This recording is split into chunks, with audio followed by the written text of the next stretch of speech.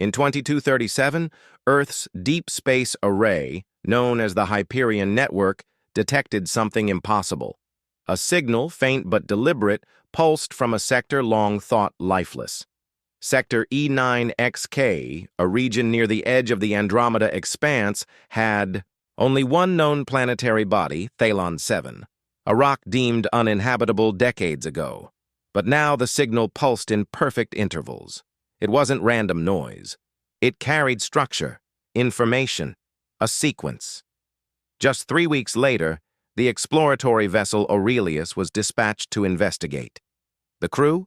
Small, specialized, chosen for discretion. What they would find would not only shake the foundations of science, but reveal a truth so ancient and so alien that the future of humanity would hinge on what they chose to believe.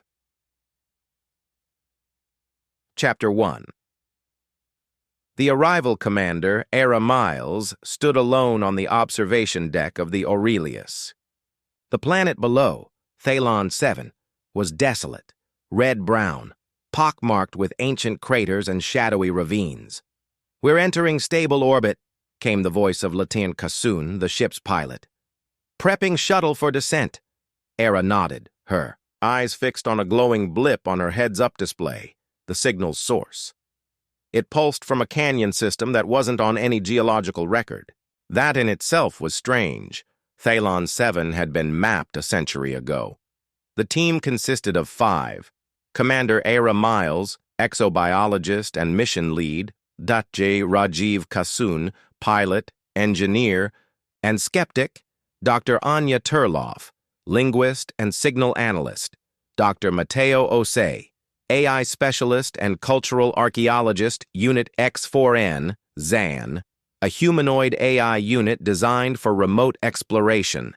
As the shuttle broke atmosphere, turbulence rocked the craft. A storm brewed over the canyon. Kassoon wrestled the controls as lightning flashed across the sky. "Welcome to paradise," he muttered. Chapter 2. The Monolith. They landed at the edge of the canyon. Era stepped out first, her boots sinking slightly into fine, dark dust. The signal's source lay less than a kilometer ahead. Then they saw it. A monolith, tall as a skyscraper, partially buried in rock. Its surface shimmered faintly, etched, with alien glyphs that glowed blue-white against the storm-dark sky. "No erosion," Era said. "It's been protected somehow, could be older than Earth." Dr. Osei scanned it. "I'm getting readings. Layered signal output. It's broadcasting on multiple frequencies. Not just radio, some kind of quantum resonance." Zan stepped forward. "This structure is not inert. It is listening." Dr. Turlov paled. "Listening for what?" Era looked at the glowing glyphs. They pulsed in the same pattern as the signal. "The question," she said, "is what happens when it—" Here's what it's waiting for. Chapter 3. The shift that night, strange things began. Zan's systems glitched. He reported anomalous memory loops and auditory hallucinations, despite being an AI. Then came the dreams. Era, Anya, and even Kaysen reported vivid, shared dreams. A towering city beneath glass domes, voices whispering in a language they didn't know but understood. A phrase that lingered. "We sleep until the sky listens again." Dr. Turlov analyzed the signal in detail. "It's not just communication," she said. "It's instruction. Memory, like it's trying to teach us something through our subconscious." Dr. Osei stared at the monolith, unsettled. "Or rewrite us." Chapter 4. The vault below Zan discovered a structural weakness at the base of the monolith, an entrance, sealed by an invisible force field. Era stepped forward. The field shimmered, then dissolved at her touch. Inside, they found a staircase, descending, deep into the planet. The descent took over 2 hours. The deeper they went, the warmer it became. Air thickened. Symbols lit their path. Then they reached a chamber, vast and circular, filled with thousands of crystalline pods. Each contained a form, humanoid but not human, tall, elongated skulls, and all sleeping. At the center, a console. On it, a single glyph pulsed in red. Turlov deciphered it. Awaken. Chapter 5. The Choice. They debated. Dr. Osei argued it was too dangerous. Kasun agreed. We don't know what they are, or why they were put to sleep. But Aira felt something else. Connection. She touched the console. Her mind was filled with images. Memories not her own, a world torn by war. A last refuge, a warning. Do not awaken us unless the silence has lifted. Turlov looked at the signal. It was never meant for us. It was meant for them. But now we're part of it, Aira said. And someone, or something, is coming. Chapter 6. The other signal, suddenly. Turlov screamed. A new pulse hit the monitors. Another signal. Triangulating from deep space. An answer. Zan's voice turned hollow. Unknown vessel inbound. Arrival estimated 17 hours. Osei swore. We triggered something.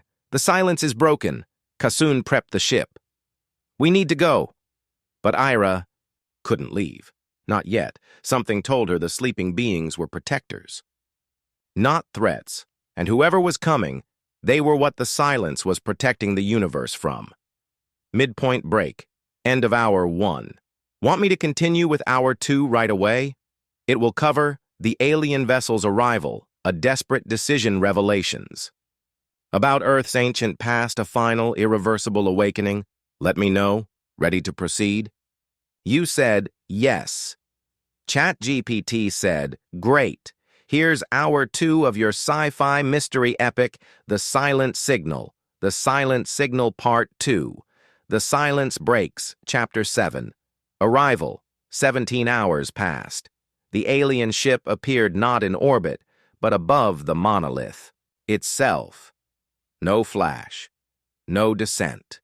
One moment, there was only storm cloud. The next, a ship the size of a city hovering silently above them, geometrically perfect and impossibly still. Its surface shimmered with anti-light, absorbing all color. The signal pulsed again, no longer from the planet, but from the ship. The original glyphs on the monolith dimmed in response. They've hijacked it, Turlov whispered. They're overriding the message. Zan's eyes flickered. This structure is being rewritten. Suddenly, one of the sleeping beings below stirred. Chapter 8. The First to Wake. It opened its eyes. Tall, over 3 meters, its skin was translucent, and its mind, vast. Aira fell to her knees. She wasn't just seeing it, she was in it. A neural link formed through the console. She saw flashes of memory, time, war, exile. The being spoke without words. We are the Watchers of Silence. The beacon must not fall. Kasun drew his weapon. Aira, back away! But she raised her hand. They're not the threat. The ship above us, they are. The being pointed to the monolith, now trembling with alien interference. They are the architects of return. If they awaken the seed, your world will not survive. Chapter 9. Revelation Doctor. Turlov accessed ancient records embedded in the monolith's base. Earth's mythologies, Sumerian, Egyptian, Mesoamerican, all referenced beings from the stars. But the truth was more horrific. Humanity had not evolved alone. We were allowed to evolve, in a system sterilized by a great purge. The Watchers had erased a prior galactic empire, the architects, who had seeded countless worlds with their DNA and dominion. When they lost, the Watchers buried their monoliths, encoded warnings, and placed themselves in stasis. The silence was a prison, a failsafe. But Earth's signal, not meant to be heard, had broken that seal. Chapter 10. Breach. The monolith cracked. The ship above beamed down a construct, a weapon in the form of a sentient humanoid. Black like obsidian, flowing like mercury. Zan stepped forward. "It's a relay node, sent to re-establish control." The construct reached toward the monolith. Suddenly, 5 more watchers awakened, drawn by the beacon's cry. One of them was dying already, its form unable to handle the corrupted atmosphere. But another raised its hand and countered the construct's signal with its own resonance. A battle of frequencies erupted, soundless but deafening inside their minds. Chapter 11. Earth's choice era was given a choice. The Watchers could destroy the ship, but only by destroying the monolith and silencing the signal forever. Doing so would also sever any chance of communicating with this lost civilization or learning the full history of the stars. But if they didn't, the architects would awaken fully. Not just here, across the galaxy. Turlov said quietly, "We're a spark. They're the fire." Kassoon armed the ship's nuclear failsafe. "We bury it, now," Dr. Osei objected.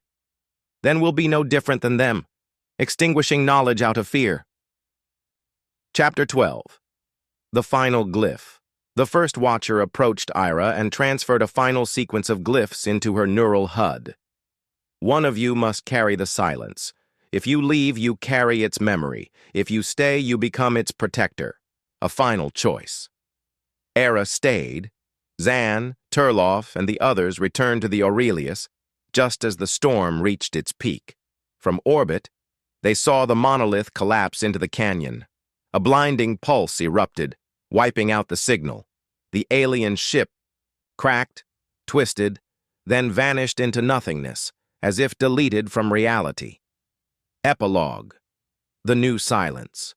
6 months later, Earth received a new signal. Short, simple, a single glyph, translated by Dr. Turloff. She watches now. The stars were quiet again, but it was a new kind of silence, not born of fear, but of guarded hope.